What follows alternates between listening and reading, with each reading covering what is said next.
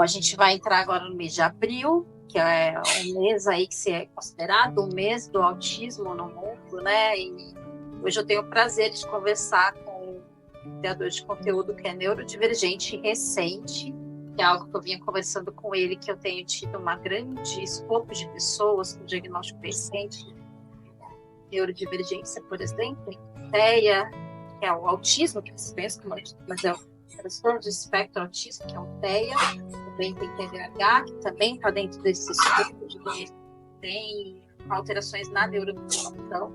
A gente vai conversar um pouco com ele sobre essas descobertas, como conviver com isso, como que ele consegue conciliar a vida dele produtiva com as questões que ele veio a descobrir, sendo um PCD produtivo dentro da sociedade, e como ele produz um conteúdo criativo a partir da história, que é o tema dele de interesse. Tudo bom, João? Laura, obrigado, tá, pelo convite. Desculpa as 1000 vezes que eu remarquei com você. A gente custou bater a gente. Para mim é uma alegria, uma honra estar aqui. Um oi para todo o seu público. Né? Para quem não conhece, meu nome é João Carvalho, @João em todas as redes. Quem quiser ir depois lá conhecer meu trabalho, tá todo mundo convidado. Né?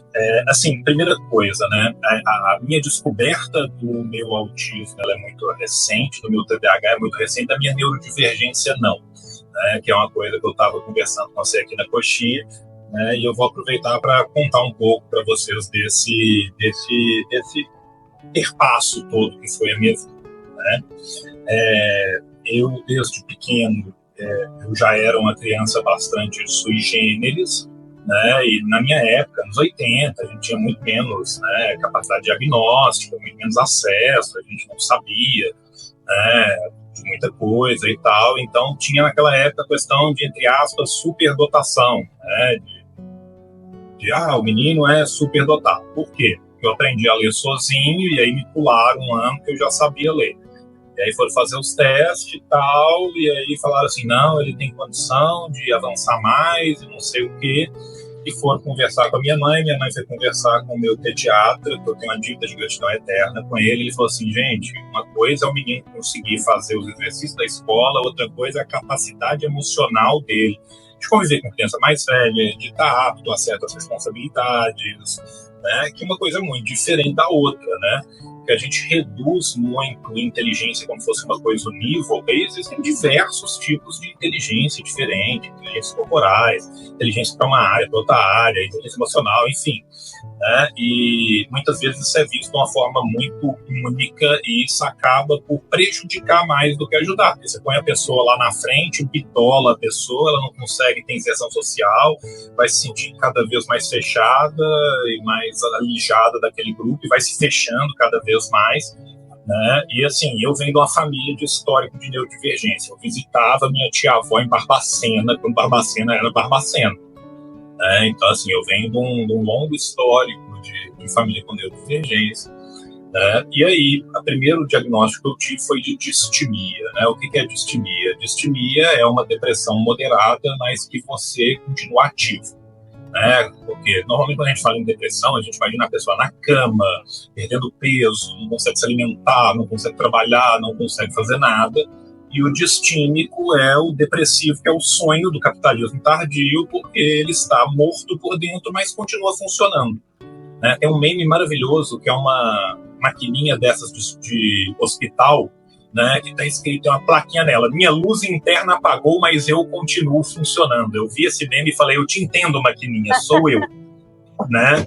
E a verdade é que o distímico é isso, né? Então, assim, a distimia, ela tem crises que são muito longas, você passa 3 anos em crise, 5 anos em crise, e ela é muito difícil de diagnosticar exatamente por ela ser muito longa, por ela precisar de um acompanhamento médico muito longo para você ver mais de uma crise acontecendo, né? Então, assim, é uma doença de difícil diagnóstico, mas eu fui diagnosticado com distimia ainda no final da minha adolescência, começo da minha vida adulta. E eu passei uma vida inteira me tratando como distímico. Sempre me entendi como neurodivergente a partir do momento que eu era distímico, mas eu achava que o que era uma consequência, que o que é uma comorbidade era a minha causa. Né? E é uma coisa que eu falei com a Laura, que é a mesma coisa do diabético sem diagnóstico de diabetes, que está sempre curando uma ferida no pé. O que você tem? Não, eu tenho um problema de pele no pé, que meu pé dá umas feridas de vez em quando. E aí você cura uma, dá outra, e cura uma e dá outra, e o cara continua comendo açúcar, e o cara continua tudo ali, ele não sabe que ele tem diabetes, ele vai ter ferida no pé o resto da vida. Esse que é o grande problema da gente tratar a consequência como se fosse causa. O que é o grande ganho qualitativo, o que é o grande pulo do gato de quem consegue buscar um diagnóstico, fechar um diagnóstico de qualidade e poder ter o tratamento. É você poder tratar a causa. Se você tem uma árvore que dá uma doença na folha, mas o problema é na raiz, você pode tratar a folha o resto da vida e você vai continuar tendo a doença. E o diagnóstico para mim foi isso. O diagnóstico para mim foi buscar a raiz do problema, foi entender que todas as outras coisas que eu tinha são manifestações, são comorbidades, são sintomas se manifestando de uma causa principal, que essa eu só vim a conhecer agora no final da minha vida, no final da metade da minha vida adulta.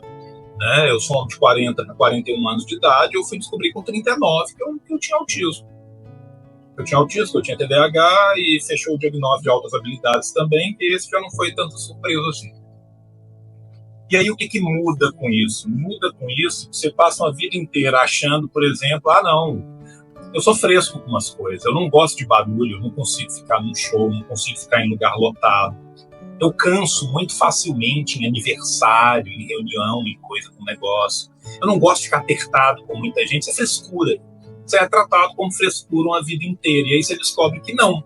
Né? Que a fisiologia do seu cérebro é diferente, que você recebe estímulo de forma diferente, que você processa estímulos visuais, áudio, táteis, de outra forma, que a sua propriocepção, que a sua interocepção é completamente diferente do que seria da esmagadora maioria das pessoas, e isso te permite buscar um outro ferramental, isso te permite parar de simplesmente colocar curativo em cima das suas feridas e tentar descobrir por que seu pé fere tanto.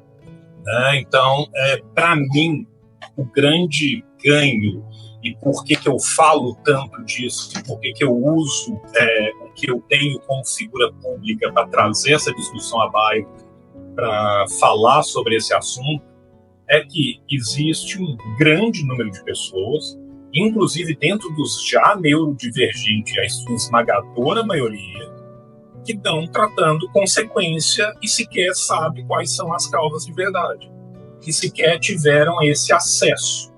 Né? Então essa é uma luta que ela tem uma transversalidade.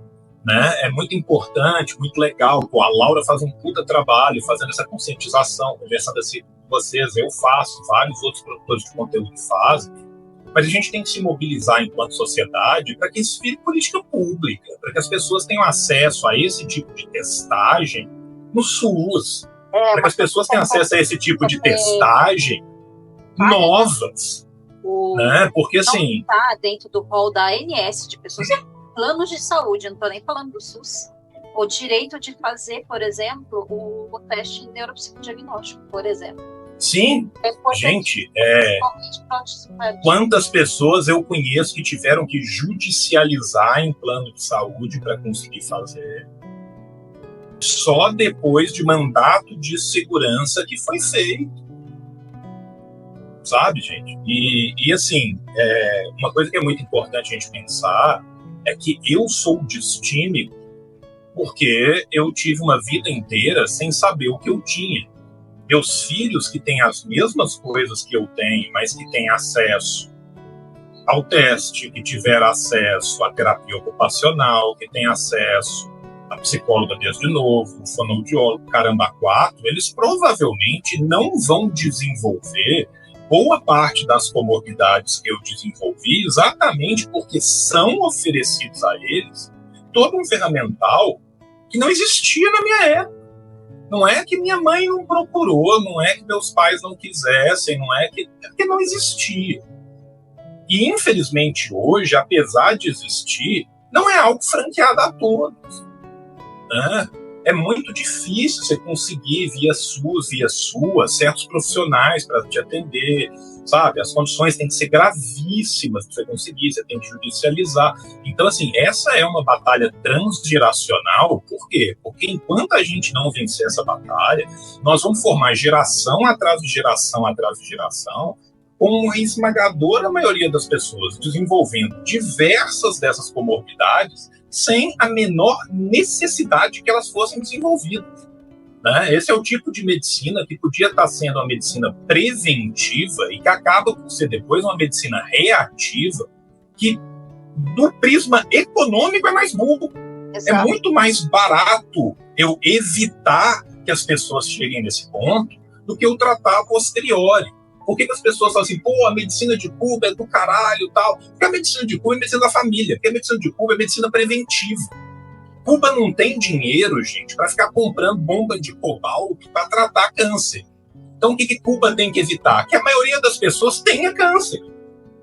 Entende? Então, assim, é uma outra visão, né, sobre medicina, uma medicina baseada em evidência, onde você vai tratar as manifestações, porque as manifestações estão ali aparecendo desde a tenra infância, e uma vez tratadas essas manifestações, você garante para essas pessoas uma qualidade de vida gigantesca, que as pessoas da minha geração, que estão se descobrindo agora, aos 30 e tanto, aos 40, aos 50, não tiveram, e nós somos lotados de comorbidade por conta disso.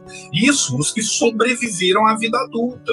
Porque se você pegar boa parte dos da minha geração que se suicidaram por comorbidades que não foram tratadas disso lá atrás. Né? Então, esse é um papo que é muito importante, eu me sinto muito honrado de poder ter a oportunidade de falar, porque ele impacta muito mais diretamente na qualidade de vida e na vida ou morte das pessoas do que a gente imagina. O único grupamento minoritário que tem uma expectativa de vida menor do que a do TEA é a população trans. Sendo que boa parte da população trans é TEA. Também. Tá? Então, assim, né? E isso cerceia expectativas de vida. Nós estamos deixando de ter pessoas vivas, felizes, produtivas, nós estamos destruindo famílias, nós estamos matando famílias que nem nasceram por falta de um cuidado que a gente tem a capacidade de ter, a gente teria como mobilizar, o SUS seria muito capaz de absorver esses profissionais, né, o que teria de oportunidade de colocar de terapeuta ocupacional, de neuropsicólogo, de psicólogo, de psiquiatra, de todo mundo aí, não é falta de ter gente formada, não é falta de ter gente gabaritada, não é falta de ter medicina baseada em evidência pareada, com escritos em qualis A1 pelo mundo inteiro, mostrando, para além de qualquer sombra de dúvida, da existência material desses determinados transtornos. Então, isso é uma coisa que eu acho que é... São importantíssimas, o sistema educacional de quem forma pedagogos precisa educar as pessoas para identificar pessoas com TEA desde muito jovem. E precisa ter uma política de comunicação para que os pais possam identificar sintomas das crianças desde jovens, para que daí elas possam cair no sistema público de saúde que tenha... Exatamente. Então, esse é um trabalho que tem que pegar os pedagogos, esse é um trabalho que tem que pegar a formação também dos profissionais médicos voltados para a infância, né? Porque, assim, hoje em dia, os bons, os novos, os que se renovam, os que não param de estudar, eles estão lendo, eles estão ajudando, eles estão correndo atrás. Os pediatras mais novos, todos, os pediatras mais velhos que se mantêm atualizados, todos eles estão. Mas tem muitos pediatras que se formaram há mais tempo e não tiveram nada disso na sua formação. Se essa pessoa não refaz a sua formação per se, não vai ter. Né? Então, assim, isso... que também não se renovaram e conhecem muito pouco do que é o autismo, que é uma doença de reconhecimento diferente.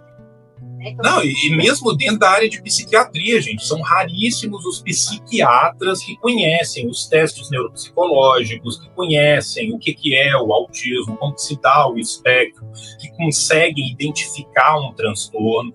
Então, o cara está ali sendo treinado para identificar bipolaridade, para identificar cluster A, para identificar cluster B, para identificar depressão e tal.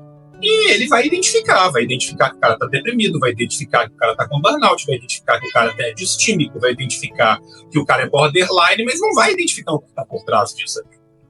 Né? Então, assim, esse é um caminho muito mais longo e precisa de uma ação social muito maior. Né? Falando um pouco sobre a minha descoberta, eu descobri por causa dos meus filhos, é uma coisa muito engraçada. Eu já tinha contado esse caso para a Laura, vou contar esse caso para vocês.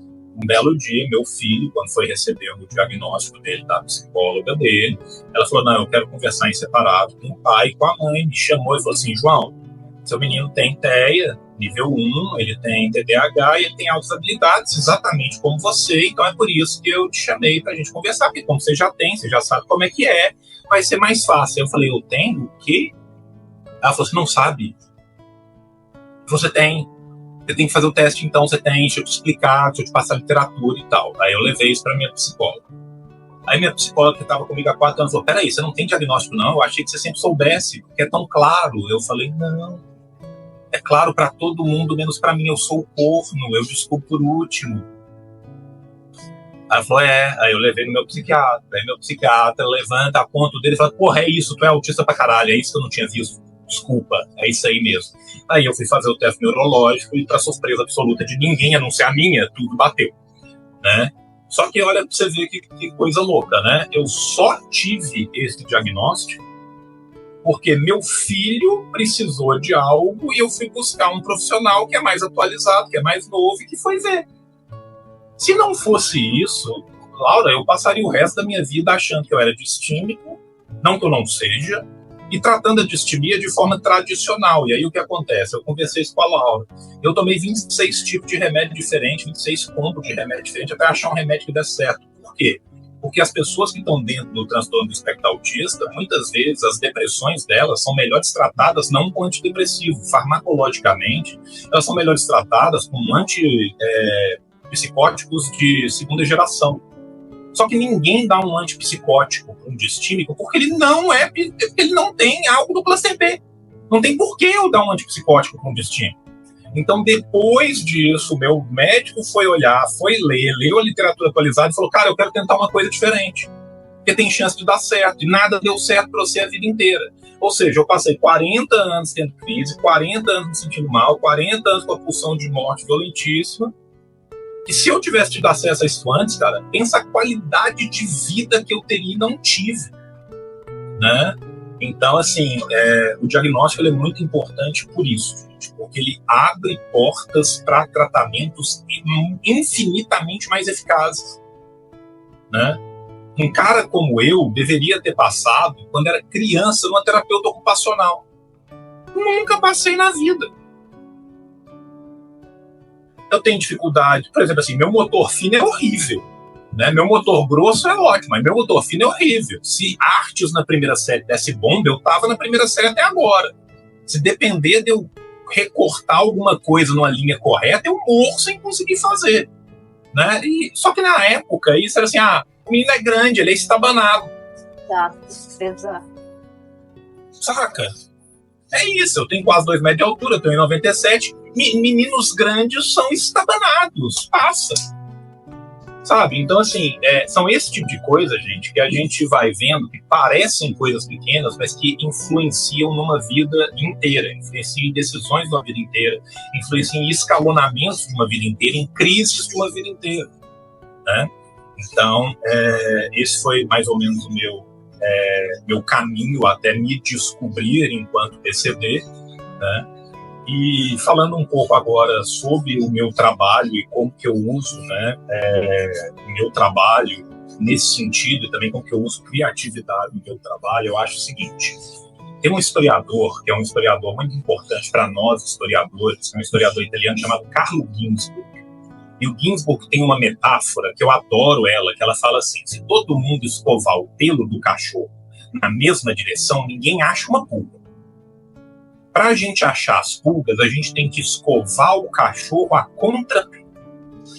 A função do historiador é escovar o cachorro da história a contrapelo. O que ele quer dizer com isso? Que a gente tem que sair procurando coisas que não existem? Não.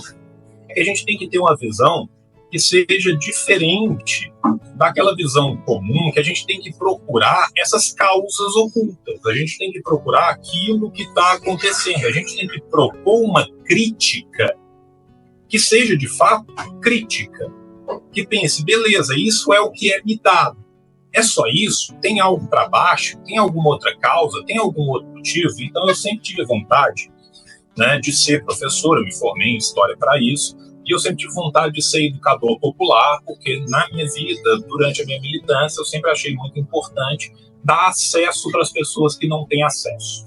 A internet é mais um campo de batalha, e se a gente não ocupar, gente, o pessoal da extrema-direita está ocupando, e muito bem, há muito tempo.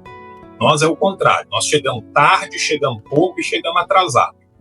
E com muito menos recursos. Olha para vocês verem, eu e Dona Laura estamos aqui de CEO de MEI, cada um com seu escritório improvisado num canto da casa, fazendo tudo ao mesmo tempo, enquanto as grandes produtoras da direita têm milhões para fazer documentário, gasta não sei quantas dezenas de milhão com ad no YouTube, ad não sei aonde, ad no caralho a quatro.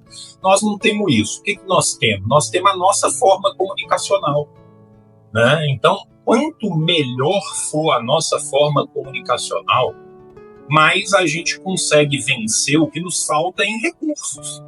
A real é essa, né? Então, o que eu tento fazer no meu canal? Eu tento trazer os dilemas da história, os dilemas da nossa sociedade contemporânea, os dilemas do capitalismo tardio, de uma forma que seja também infotenimento, que traga entretenimento e que informe, né? Então, você vai fazer um react. Eu não vou fazer um react igual o Casimiro para falar, olha lá, que absurdo, tal. Não, eu vou parar e vou falar assim, gente, ele está falando isso aqui, remete a isso, o autor tal escreveu tal coisa, a gente tem que pensar isso aqui. Gente, quando ele fala isso, é sintoma de tal coisa na nossa sociedade, vamos pensar como que a gente trabalha, vamos pensar quais oportunidades a gente tem, quem tem acesso a isso, quem não tem, por que uma pessoa tem essa percepção, né? Então eu acho que na nossa produção de conteúdo dentro da história, a grande criatividade que a gente tem que ter é transformar algo que é muito denso, que é muito pesado, que é uma discussão, às vezes, que você vai ter que conceituar coisas que a maioria das pessoas não estão acostumadas com conceito, você vai ter que entrar num desenvolvimento histórico longo, da forma mais leve, da forma mais palatável, da forma mais fácil de compreender. Esse é o grande pulo do gato, né? Se a gente consegue ou não, aí quem tem que dizer é o nosso público, não é a gente, mas é o que a gente tenta, né? Então, assim, a minha grande tentativa como produtor de conhecimento é chamar as pessoas a observar a nossa sociedade, compreender a nossa sociedade por um outro viés, um viés liberto da ideologia que nos é imposta, para que uma vez que a gente compreenda esse mundo, a gente mude esse mundo, né? Eu sou marxista.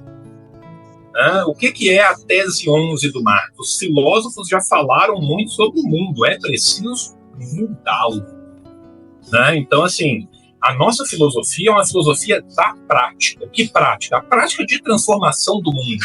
Como que se transforma o mundo? Coletivamente, mobilizando as pessoas, organizando as pessoas. Então, a função do propagandista, do historiador, nesse momento, é qual? É desvelar, tirar esse véu para que as pessoas possam ver de fato essas estruturas, como que elas funcionam, como que elas operam, onde que elas nos prejudicam, e a partir disso mobilizar a vontade.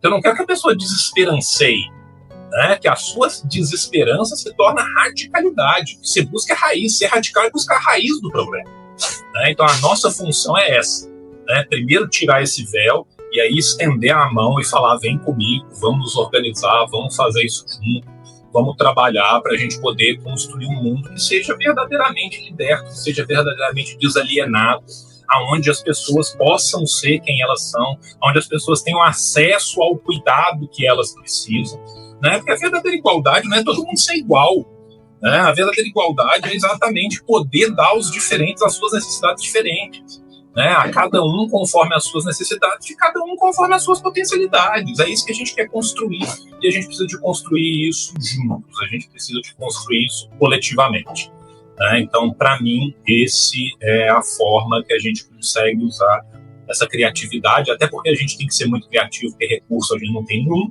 né? Então, assim, para a gente poder, né, convidar as pessoas, né, que vão se percebendo, e é natural que as pessoas se percebam, né? Você sente que tem algo de errado, você não é feliz no trabalho, mas você é feliz no boteco. Por que eu não consigo ser feliz no boteco e não consigo ser feliz no meu trabalho? E às vezes a pessoa fala que meu trabalho é ruim, aí ela vai para o trabalho e ela não é feliz também, e aí ela começou assim, tem algo de errado, eu não vejo aonde. Né? Muita gente na minha caminhada me ajudou a ver esse onde, e eu espero que eu possa ajudar na caminhada de muita gente. Muito obrigada, viu, João? Obrigado eu, querido. Obrigado eu pela oportunidade.